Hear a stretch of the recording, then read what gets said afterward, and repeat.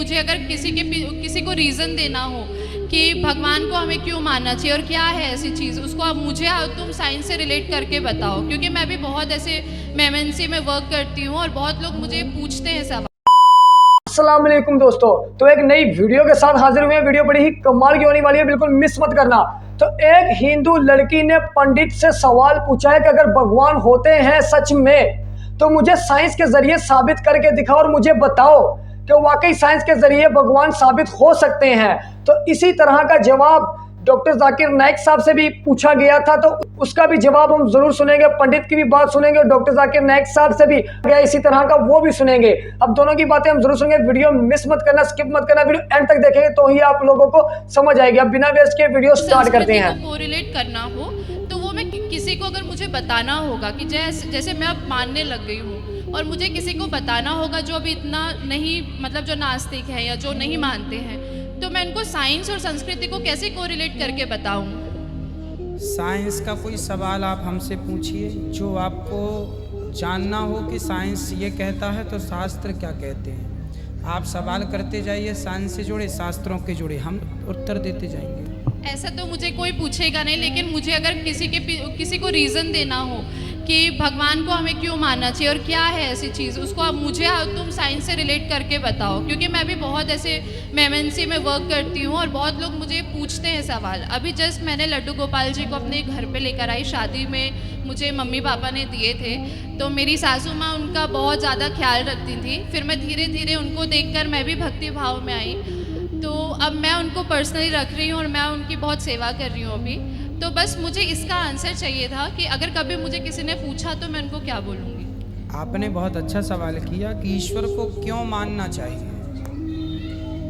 देखिए, एक उस व्यक्ति से आप मिलें जो ईश्वर को नहीं मानता, फिर वो सत्संग से जुड़ा और ईश्वर को मानने लगा, तो ईश्वर के ना मानने में और फिर बाद में मानने में उससे पूछो कि क्या अंतर है, तो वो बताएगा कि जब नहीं मानते थे तब परेशान थे, अशांत थे, पर मानने के बाद, ईश्वर को महसूस करने के बाद मन को शांति मिली। अब ये जवाब सुनिएगा।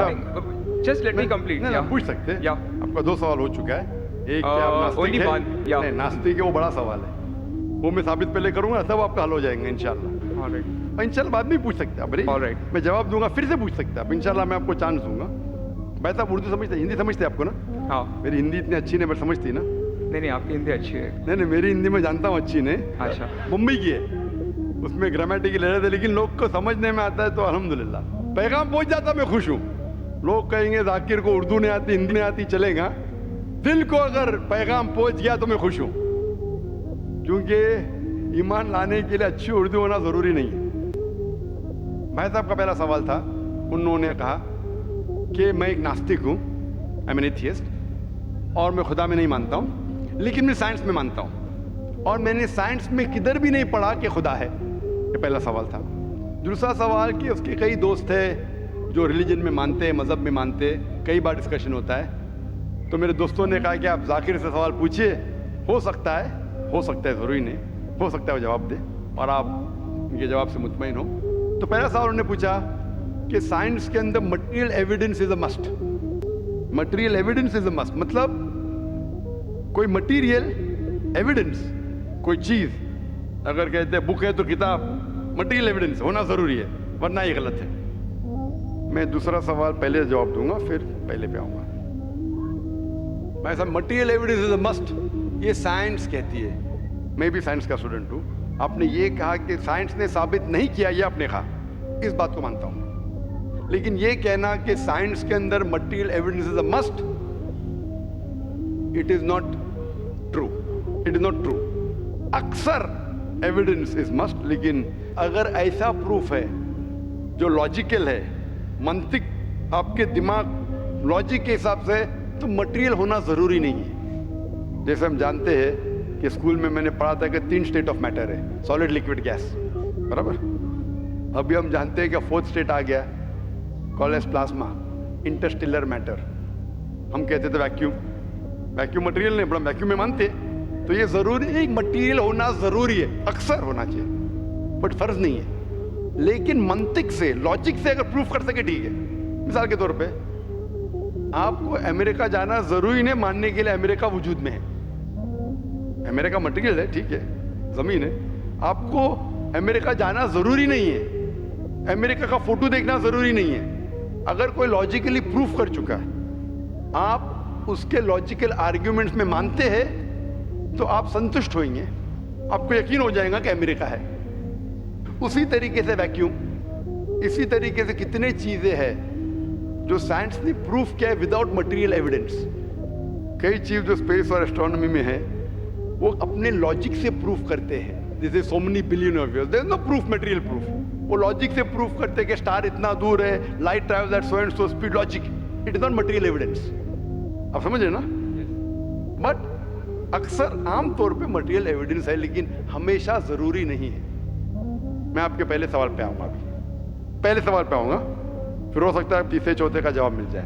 आपने कहा कि आप नास्तिक है, कहा था नहीं, एथियस्ट है। भाई साहब, मैं आपको कॉन्ग्रेचुलेट करता हूं, मैं आपको मुबारकबाद देता हूं कि आप नास्तिक है। आप सोचते होंगे क्यों मैं मुबारकबाद दे रहा हूं आपको? सोचते होंगे ना कि ये जाकिर से सवाल पूछ रहा हूं, उसकी मेन जड़ को काट रहा हूं मैं और मुबारकबाद दे रहा हूं। सोच रहे हैं ना? सोच रहे हैं क्या नहीं? क्यों मुबारक? मैं आपको बोलता हूं, अक्सर लोग दे डू ब्लाइंड बिलीफ, अंधविश्वास। वो हिंदू है क्योंकि उसके वालिद हिंदू है, वो क्रिश्चियन है, ईसाई है क्योंकि वालिद ईसाई है, और कई मुसलमान है क्योंकि उनके वालिद मुसलमान है। They are doing blind belief, वो अंधविश्वास कर रहे हैं। आप एक अल्हम्दुलिल्लाह इंटेलिजेंट शख्स है, माशाअल्लाह, साइंस पे यकीन करते। आप सोच रहे आपके वालिद शायद मानते होंगे खुदा में, होंगे क्या नहीं? मानते हैं क्या नहीं? आपके वालिदैन मानते क्या नहीं? वो एग्नोस्टिक है। एग्नोस्टिक है। और आपके परदादा? वो भी एग्नोस्टिक थे। और उनके परदादा? वो रिलीजियस थे। बोलिए, कोई भी मानते थे ना परदादा? आपके परदादा मानते थे, लेकिन आप अब ये करते, आप लेकिन जानते तो होंगे, आपके दोस्त जब बात करते मजहब के बारे में, ईश्वर के बारे में, उनका इल्म तो आपको होगा कि नहीं कि मेरे हिंदू दोस्त किस भगवान में मानते, इल्म तो है। आप सोचते ऐसा भगवान जो खुद कुछ काम नहीं कर सकते, दूसरे भगवान की मदद लेता है, आप सोचते होंगे ना? और ये कैसा भगवान है? एक भगवान दूसरे भगवान की मदद ले रहा है तीसरे भगवान को हराने के लिए। तो आपका दिमाग सोच रहा है कैसा भगवान, ये भगवान में मानने का फायदा क्या है? तो मैं आपको कॉन्ग्रेचुलेट करता हूं, मुबारकबाद देता हूं, क्योंकि आपने हमारे इस्लाम का, हमारे ईमान का, हमारे शहादा का पहला हिस्सा कहा, ला इलाहा, देयर इज नो गॉड, कोई भगवान नहीं। आप समझे ना?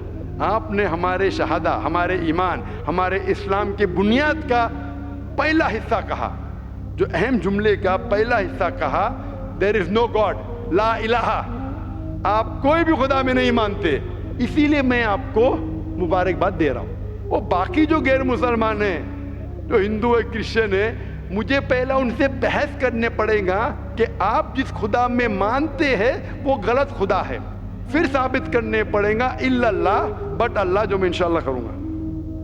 डबल काम, आपके लिए आधा काम मेरा हो चुका है, आप समझ रहे ना? इसीलिए आप के साथ मेरा आधा काम हो चुका है, वो क्रिश्चियन को पहले साबित करने पड़ेगा, अरे भाई साहब ईसा अलैहिस्सलाम खुदा नहीं है, मेरा वक्त जाएगा। हिंदू को बोलने पड़ेगा, भाई आप जिस भगवान में मानते, ईश्वर में मानते, मूर्ति में मानते, गलत है।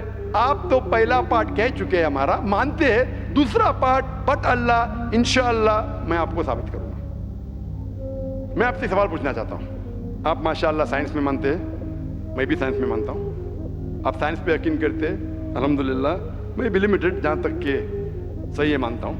मैं आपसे सवाल पूछना चाहता हूं कि अगर एक चीज अगर आपके सामने लेके आऊंगा मैं, जो कोई भी इंसान ने कभी भी नहीं देखा, पहली बार कोई इंसान देख रहा है, और मैं आपसे पूछूंगा कि इसका मैकेनिज्म, सबसे पहला शख्स कौन बोलेगा? ये चीज may be computer, may be something out of the world, something absolutely different, पहले बार जिंदगी में कोई इंसान देख रहा है। मैं आपसे पूछूंगा इसका मैकेनिज्म सबसे पहले कौन सा शख्स कहेगा? आपका क्या जवाब है? वो तो डिस्कवरी या रीडिस्कवरी रहेगा, तो उसको पहला स्टडी करना पड़ेगा ना, इन डेप्थ स्टडी होगा, उसके बाद ही पता चलेगा। सबसे पहले बार, स्टडी तो बाद में हुई, मेरा सवाल ये है कि सबसे पहला